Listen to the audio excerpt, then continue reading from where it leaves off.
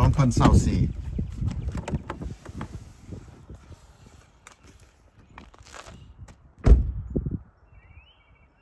สิทายออกนะพี่น้องเบิ่งนี่วัดแห่งนี้วัดอนุกาธรรมาราม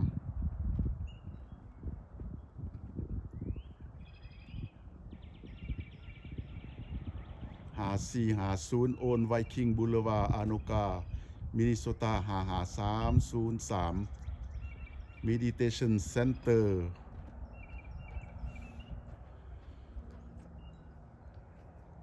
จักหน่อยสิได้เข้าไป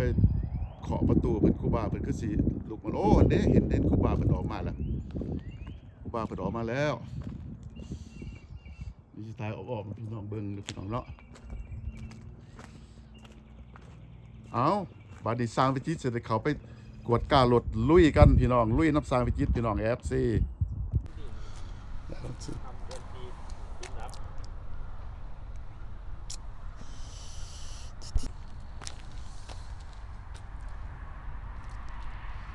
สบายดีพี่น้อง FC มื้อนี้สร้างวิจิตร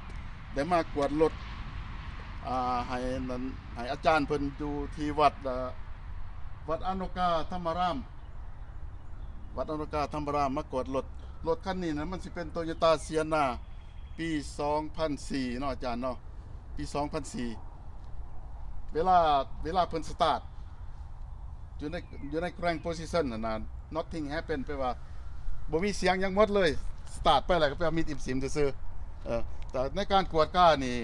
เฮาจะต้องกวดแบตเตอรี่ก่อนว่า make sure แบตเตอรี่มันเต็มเด้อพี่น้องเด้อ make sure แบตเตอรี่มันโอเคเดี๋ยวมากวด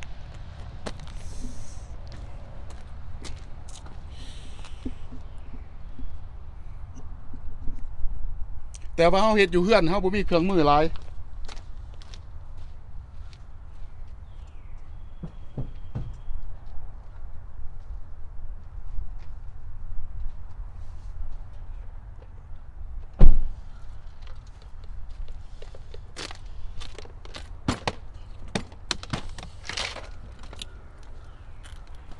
เวลาเฮาแปลงรถอยู่เฮือนนี่เฮาสิบ่มีเครื่องมือหลายเฮาสิมีเครื่องกวดคืออยู่ในห้านเขาจะใส่โวลต์มิเตอร์กวดเช็คแบตเตอรี่แต่ว่าอยู่ในห้านเขาสิบ่ใส่โวลต์มิเตอร์แบบนี้เขาสิใส่แบตเตอรี่เทสเตอร์โดยเฉพาะรถแต่ว่าเฮาอยู่เฮือนเฮาใส่ใส่โวลต์มิเตอร์นี่พี่น้องสิไปซื้ออยู่ในอาโรพาร์คนี่มีราคาถูกๆอยู่เมอร์นาดก็มีโฮมดีโปก็มีโลสก็มีหมดเด้อพี่น้องเด้อในราคาซื้อในราคา$30-40ก็ได้เด้อแต่เฮาบ่แม่นโปรเฟสชั่นอลแล้วบ่ต้องซื้อแพงแบบนี้ก็ได้กำลังจะมาเช็ครถให้เพราะว่าสาเหตุทำไมรถถึงสตาร์ทไม่ติดวันนี้จะได้ไขคำตอบ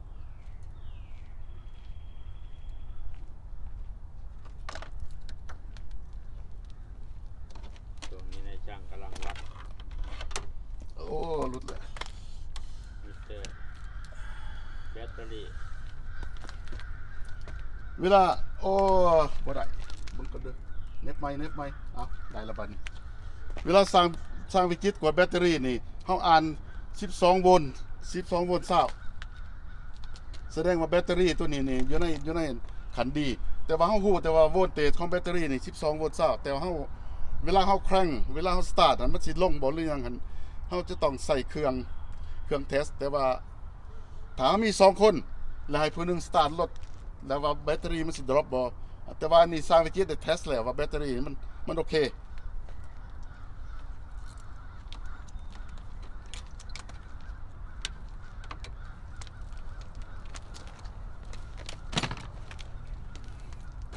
หลังจาก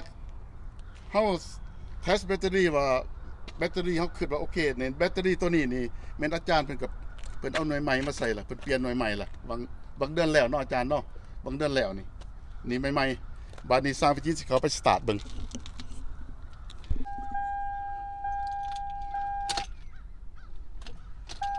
นี่สตาร์ทเลยบ่มีหยังเลยพี่น้องมีติ่มสิมอยู่บ่มีเสียงหยังจักแนวเลยบ่มีเสียงหยังเลยอยู่ซื่อๆแต่ว่าไฟอยู่ในหน้าปัดนี่บ่ลดยังหุงคือเก่าถ้าพี่น้องเวลาพี่น้องสตาร์ทถ้าไฟหน้าปัดนี่มันดีมลงไปหรือมันม่วยลงไปเนาะแล้วบ่หุงคือเก่านี่แสดงว่าแบตเตอรี่อาจจะบ่ดีหรือว่าสายแบตเตอรี่เคเบิลอาจจะ เขาขี้เมียงบ่คอรอดบ่อิหยังแบบนั้นลักษณะแบบนั้นเด้อพี่น้องเด้ออันนี้บ่มีหยังเวลาสร้างวิจิสตาร์ทนี่แสดงว่าขอสงสัยแม่นสตาร์เตอร์แล้วเราจะไปกวดสตาร์เตอร์วิธีจะคู่ว่าสตาร์เตอร์เสียแท้หรือบ่เฮ็ดแบบนี้พี่น้อง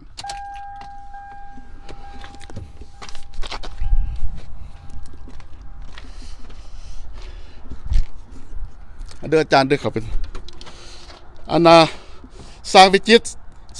สิให้อาจารย์เพิ่นอันน่ะสตาร์ทรถแล้วสร้างวิจิตสิเอามือสิเอาเหล็กนี่อิหยังก็ได้ไม้แข็งๆอิหยังก็ได้เคาะสตาร์เตอร์ในขณะเดียวกันให้อาจารย์เพิ่นสตาร์ทรถอาจารย์สตาร์ทรถได้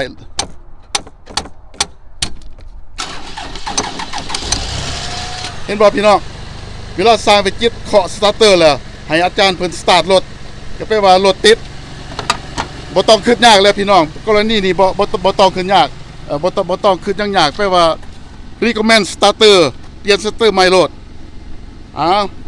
สร้างวิจิตรสิไปสอก starter อีกว่ามันสิมีในสตาร์กบ่หรือบ่ครบรอท่า next step เด้อพี่น้องเด้อ บอกกับร่มฟิว มื้อนี้อากาศหนาวหน่อยจักหน่อย หนาวหลาย 1 องศา บางเทื่อก็สอกกระแจบ่เห็นพวกป้งหันป้งนี่เลย เสียมาว่าคันอามาเสียมาตั้งชื่อนี่ให้จังเห็นหน้าเจ้า บ่ได้แล้วนี่ บ่หมายถึงว่าช่องเจ้าแหม FC เพิ่นฮู้แล้ว คือบ่ตั้งมุมนี่จะได้เห็นหน้า ฮะ ตั้งมุมอันนั้นเห็นหลัง สิ เนี่ย ได้เห็นหน้าเจ้านะ นี่ตั้งมุมนี่ตั้งมุ สิ ม ได้ นี่ เห็นหน้าเจ้า ตั้งมุมนี่ มุมนี้เนาะ ก็จะเห็นนั่นแหละมันก็จะเห็นเอาว่าให้เห็นหลังละให้เห็นหน้า เอาเห็นแล้ว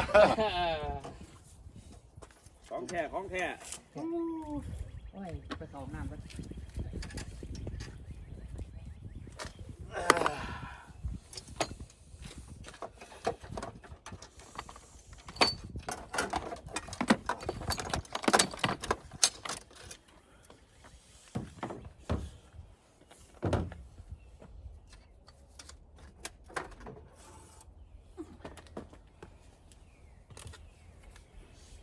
รถเป็นหยังพัดลมทั้งหน้ามันคือบ่ค่อยหมุนหรือมันต้องฮ้อนว่าจะหมุนพอ รถบ่ มัน อาจจะมีปัญหาเรื่องแฟนมันติ รถนี่บ่หมุนจะคืออะไรพัดลมตัวหน้า เอาเฮ็ดจังได๋ซั่น จักมันบ่หมุนจะคือสตาร์ทไว้ยามใดมาจอดเบิ่งก็บ่หมุนจะคือทั้งที่ความร้อนมันขึ้นในเครื่องนึงก็บ่หมุนเลย บอกมันแข็งอาจารย์มันเย็นหลายมันแข็งบ่ออกอาจจะมีโอกาสครักอาจจะมีโอกาส เจ้าก็บ่บอกข่อยว่ามั่งไว้ทาเด้อหมู่บ้านนี่บ่ว่าจังได๋เนาะ โทษ ไปคันว่าอยู่มั่งไว้ข่อยก็เอาออกให้แล้ว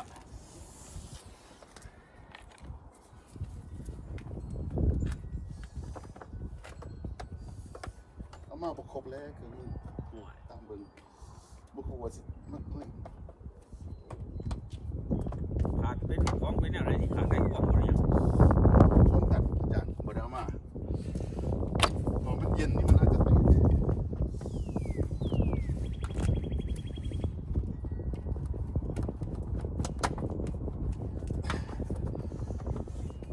เดี๋ยวใครพวกสิไปหามาให้มันเป็นลักษณะเนี่ยอะไร เพื่อมัน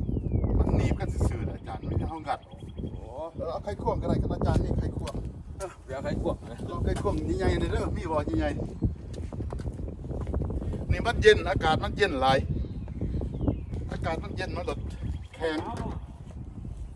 แต่ว่าพลาสติกเนี่ยอาจจะแตก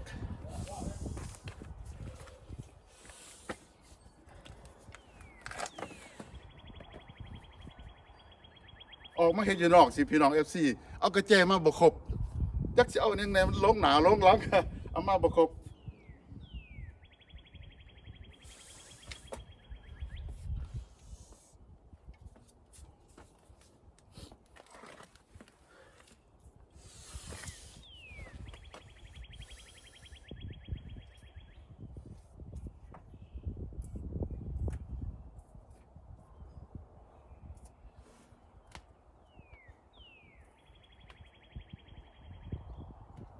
รถอยู่ในรัฐมินนิโซตานี่การเข้าขี้เมียงนี่มีเปอร์เซ็นต์สูงฉะนั้นแล้ววิธีเฮาเวลาเฮาจะเอาน็อตแต่ละน็อตออกนี่จะต้องใส่น้ำมันตัวนี้หล่อเลี้ยงซะก่อนบ่ซั่นน็อตอาจจะหักค่าเพราะมันเป็นขี้เมียง เฮงดีรถรุ่นนี้นี่ปี2024ปี2004 21ปีแหละที่เมียงนี่ก็แปลว่าหลีกเลี่ยงบ่ได้อยู่ในรัฐนี่เพราะว่ายามหนาวเวลาสโนว์ลงแล้วเพิ่นสิโห้อยเกลืออยู่ในบนทาง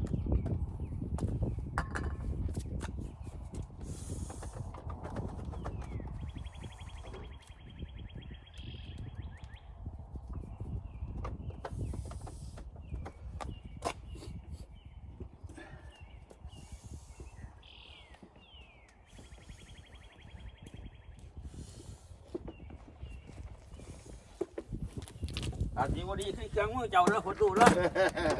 บ่ว่าโดนเป็นสร้าง ลองเบิ่งนะ เอาเรื่อง โอ้ เอาเลย อาจารย์เป็นคนเกลือนหลายเนาะ เอา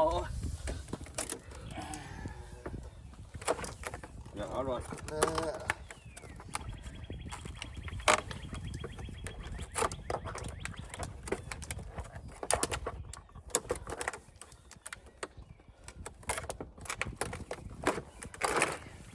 อากาศหนาว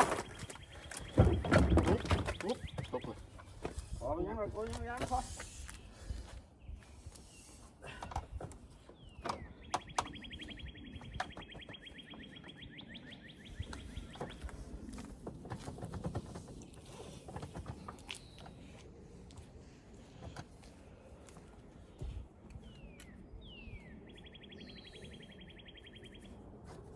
ช่วงนี้ก็พอตู่หน้าสร้างให้มาซอยสอมรถสตาร์ทบ่ติดช่วงนี้ก็ มันมีหลายขั้นตอนพี่น้องมีหลายขั้นตอนที่เขาจะออกเขาจะต้องเอาair cleaner housing นี่ออกก่อนแล้วเขาจะต้องเอาแบตเตอรี่ออกเอาแบตเตอรี่ออกเอา air cleaner housing ออกแล้วก็เอาสเตอร์ออกแต่ว่าเฮ็ดเวียกมื้อนี้เฮ็ดอยู่นอกนี่รู้สึกว่าลำบากหลายเพราะว่ามันเย็นคันมันเย็นแล้วแหละทุกแนวอยู่ในนี้มันสิเป็นพลาสติกถ้าเฮาบ่ระมัดระวังแล้วมันแตกสิหักมีโอกาสหักนี่ 80% พี่น้องมันเป็นยางมันกระดันมันเย็นนี่สร้างไปติดเอาน็อตออกแล้ว2ตัวเอาสตาร์เตอร์ออกนี่สตาร์เตอร์พี่น้องนี่ละแบดบอยนี่มันบ่เวิร์ก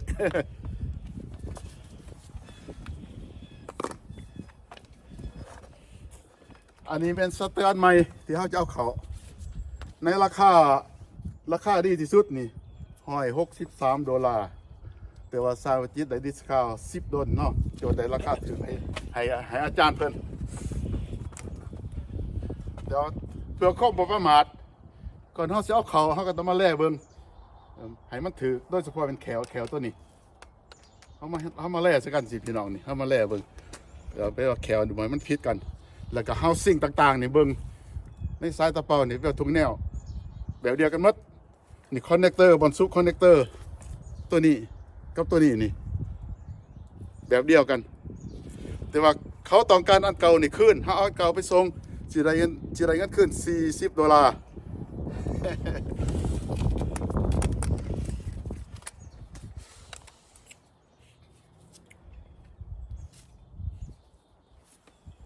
บัดนี้ ready ที่ซ้ำที่จะเอาเขาเด้อพี่น้องเด้อ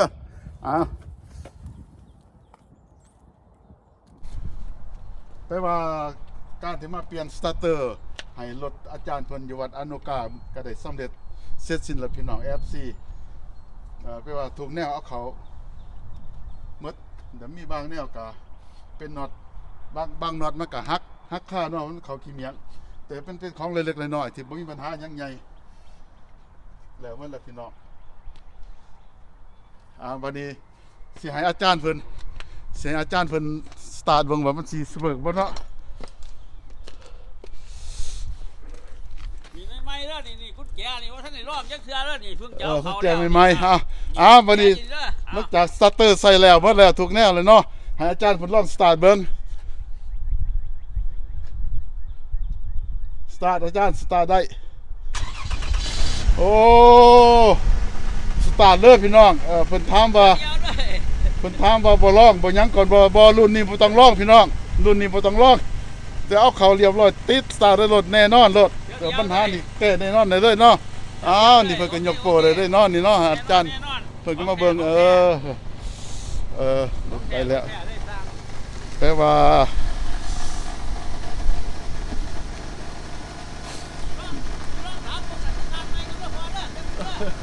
เรือในการ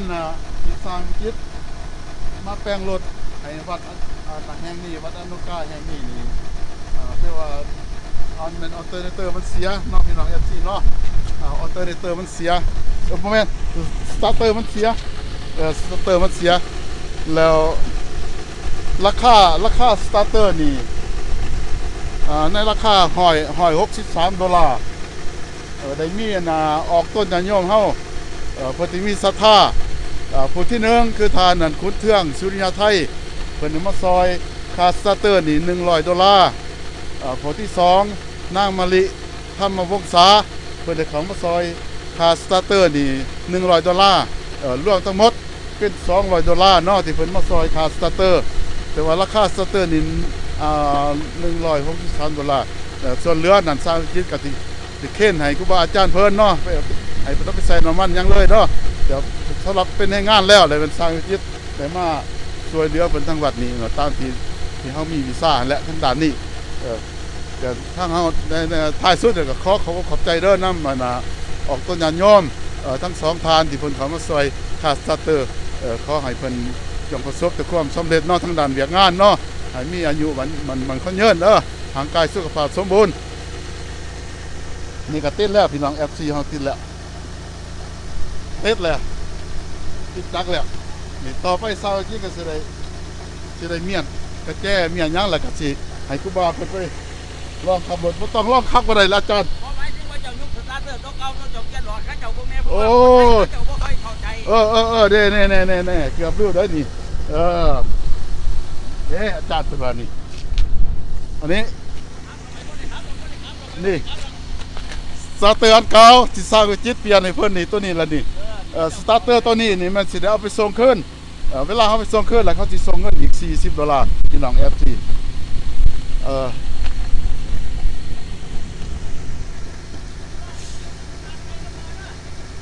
ติดทักมอดแล้วคนสิลองมาอีกก็เจ๊ออกแล้วติดคันมันบ่ติดนี่ยุงใหญ่สร้างนี่